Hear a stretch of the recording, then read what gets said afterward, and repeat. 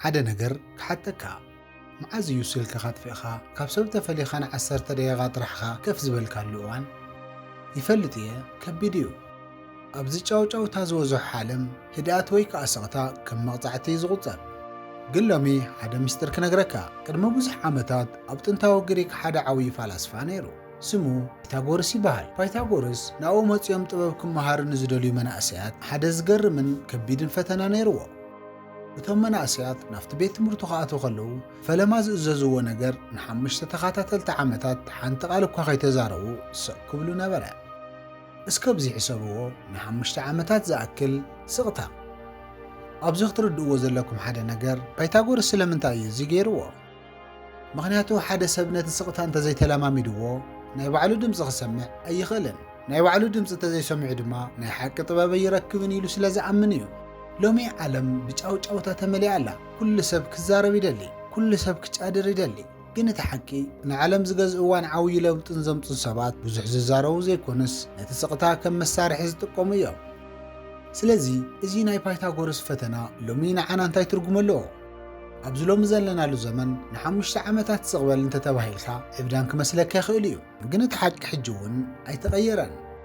እስኪ ሓደ ናይ ቀረባ ታሪክ ክነግረኩም ክልተ ሰባት ንስራሕ ክቁጠሩ ናብ ኢንተርቪው ወይ ናብ ቃለ መሕተት ይኣትዉ እቲ ቀዳማይ ብጣዕሚ ጎበዝ እዩ ብዙሕ ሰርተፊኬት ኣለዎ ገና ከኣቱ ከሎ ጀሚሩ ሕቶ ከይወድአ ኣነ እኮ ከምዚ እየ ኣነ እኮ ከምዚ ይፈልጥ እየ ነዚ ትካል ሓፍ ከቡለ እየ እናበለ ይላፋለፍ ማለት እውን ብሓፂሩ ብዘረባ ክስዕሮም ይፍትን እቲ ካልኣይ ግን ከኣቱ ከሎ ዝተረጋግአ ነይሩ ሕቶ ክቐርበሉ ከሎ ቅልጥፍ ኢሉ መልሲ ኣይመለሰን ፈለማ ን3 ሰከንድ ዝኣክል ስቑ ኢሉ ዒንቶም ረአዮም ካብኡ ድማ ብዝተረጋግአን ብቑኑዕ ድምፅን መለሰ ኣብዚ ናይ ስራሕ ኢንተርቪው መን ዝተቆፀረ ይመስለካ ብሓቂ እቲ ካልኣይ ተቆፂሩ ስለምንታይ ይመስለካ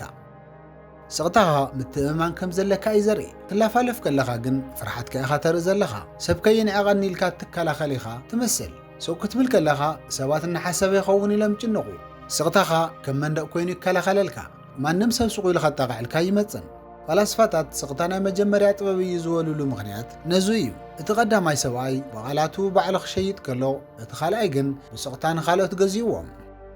ሎሚ እዚ ታሪክ ዝረኣናዮ ናይ ስቕታ ሓይሊ ብዝርዝር ክርኢና እዚ ቪድዮ እዚ ስቕተኛ ክትከውን ዘይኮነስ ነቲ ስቕታኻ ከም ሱፐር ፓወር ወይ ድማ ከም ፍሉይ ሓይሊ ተጠቒምካ ኣብ ሰባት ዘለካ ክብሪ ከመይ ጌርካ ናብ ዝለዓለ ብርኪ ከም እተውፅሖ የርእየካ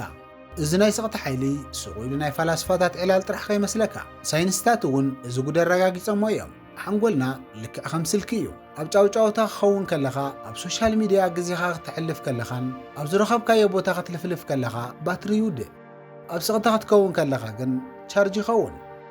ኣብ 2013 ተገበረ ሓደ ዓብዪ መጽናዕቲ ከም ዘረጋገጾ ኣብ መዓልቲ 2 ሰዓት ጥራሕ ኣብ ስቕታ ምጽናሕ ኣብ ሓንጎልና ሂፖካምፓስ ዝበሃል ክፋል ሓደሽቲ ሴላት ከም ዘፍሪ ይገብር እዚ ክፋል እዚ ድማ ናይ ምምሃርን ምዝካርን ስምዒትና ናይ ምቁፅጻር ስራሕ እዩ ዝሰርሕ ስለዚ እዚ ጥራሕ ድዩ ስቕ ክትብል ከለኻ ሓንጎልካ ከም እንደገና ዝተዋቐረ ዝኸውን ዘየድልዩ ሓበሬታታት ድሌት ገይሩ ደምሲሱ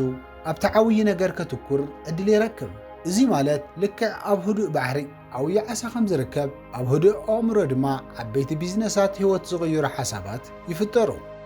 ስለዚ እዩ ድማ ዕዉታት ሰባት ንግሆ ማንም ከይተስእ ከሎ ነቲ ስቕታ ዝመርፅዎ ስለዚ ነዚ ናይ ስቕታ መሳርሒ ኣብ ህይወትኩም ከመይ ጌርኩም ትጥቀሙሉ ኣብ ናይ ሎሚ መደብና ብዝርዝር ክንርኢና ቀዳማይ ኣብ መንጎ ዕላል ሓደ ሰብ ሕቶ ክሓትት ከሎ መልሲ ንምሃብ ኣይትተሃወኽ ልክዕ ከምቲ ኣብ ኢንተርቪው ዘጋጠመ ሰብኣይ ን3 ሰከንድ ዝኣክል ስቕ በል እታ ስቕታ እቲኣ ንኹሉ ነገር ኣብ ትሕቲ ቁፅፅርካ ከም ዘእተኸያ ንሰባት ትነግረሎም ካልኣይ ኣብ መንጎ ጫውጫውታን ባእስን ሓደ ሰብ ከፀርፈካ ወይ ድማ ከባሳጭወካ ክፍትን ከሎ መሊስካ ይትፅረፎ ስቕ ኢልካ ዒንቱ እናርአኻ ስምዓዮ ስቕታኻ ምንም ኣይገብረካን ዝብል ዓብዪ መልእኽቲ የመሓላልፍ በቲ እዋን እቲ ተፃራፋይ ባዕሉ ክሓፍር ይጅምር ሳልሳይ በይንኻ ክትከውን ከለኻ ኣብ መዓልቲ እንተነኣሰ ን15 ደቂቓ ስልክኻ ርሒቕካ ጫውጫውታ ጥፊእኻ ምስ ርእስኻ ከፍ በል